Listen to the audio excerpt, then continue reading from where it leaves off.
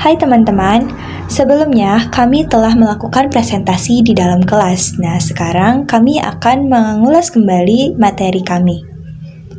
Golongan 2A atau logam alkali tanah. Mengapa logam alkali tanah termasuk golongan 2A? Golongan 2A disebut logam karena memiliki sifat-sifat seperti logam, sedangkan disebut alkali tanah karena oksida dan hidroksida dalam air bersifat basah atau alkali. Basa dari logam alkali tanah lebih lemah dibanding dengan logam dari golongan alkali atau 1A. Sebutan alkali tanah untuk logam golongan 2A dikarenakan logam-logam tersebut umumnya ditemukan dalam bentuk senyawa sukar larut di dalam tanah. Golongan 2A terbagi menjadi 6, yaitu Be berium, Mg magnesium, Ca kalsium, Sr strontium, Ba barium, dan Ra sebagai radium. Di alam, logam alkali tanah dapat ditemukan senyawa-senyawa berikut. Berelium atau Be, sumber terdapatnya pada beril, Be3Al2SiO3 6 kali, lalu ada betrandit, Be4Si2O2OH 2 kali, dan krisoberil atau BeAl2O4. Kemudian, magnesium atau Mg, sumber terdapatnya pada magnesit, MgCO3, dolomit CaCO3, MgCO3, epsomit, MgSO4 7H2O. Kalsium atau Ca, sumber terdapatnya pada batu kapur atau kalsium karbonat, CaCO3, dolomit CaCO3, MgCO3, apatit Ca5PO4 3 kali OHFCl.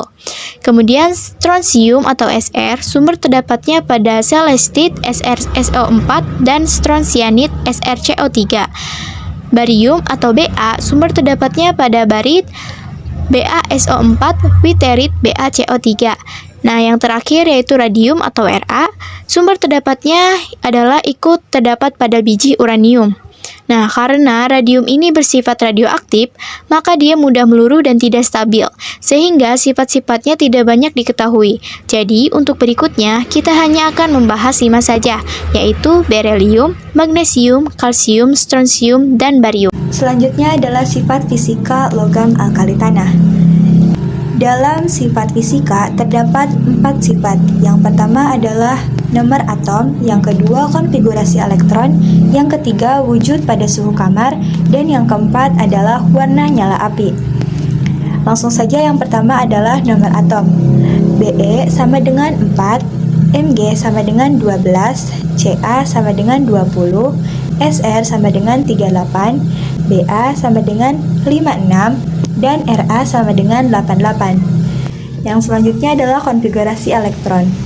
Be 22 atau 2He2S 2 kali, Mg 282 atau 10Ne3S 2 kali, Ca 2882 atau 18Ar4S 2 kali, Sr 281882 atau 36Kr5S 2 kali, Ba 28181882 atau 56Xe6S 2 kali.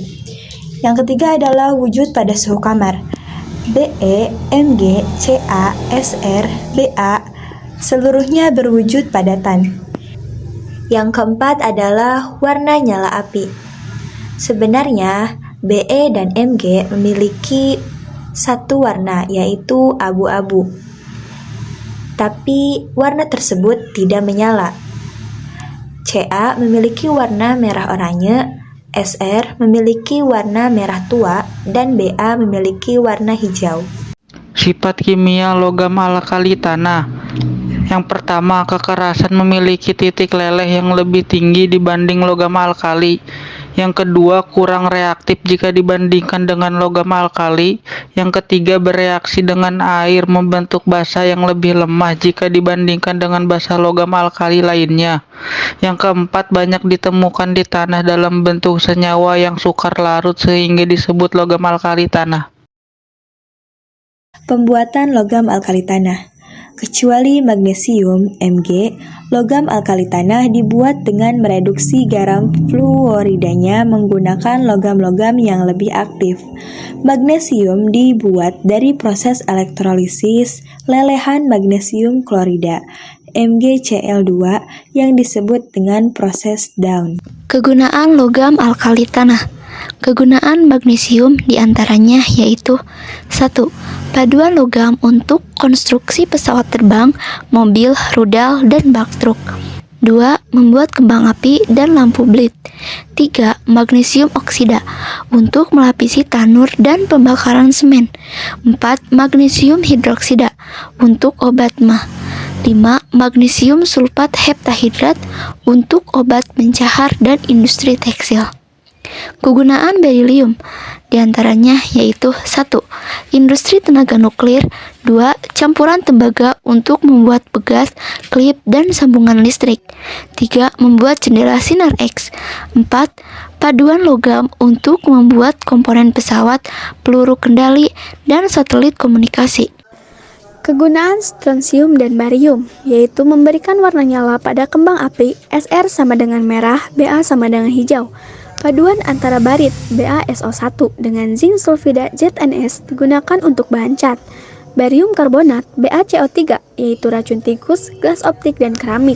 Barium klorida BaCl2 yaitu zat aditif pelumas.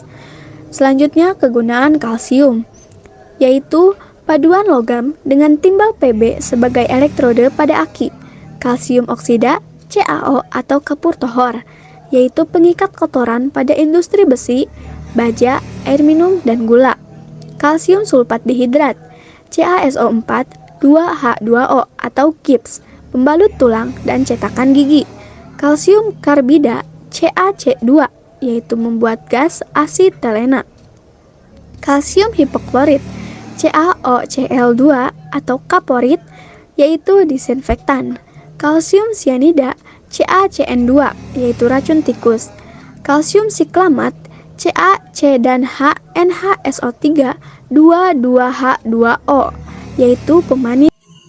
Nah, di sini ada beberapa pertanyaan yang teman-teman kelas saya tanyakan pada saat kami presentasi. Yang pertama adalah mengapa logam alkali termasuk golongan 2A?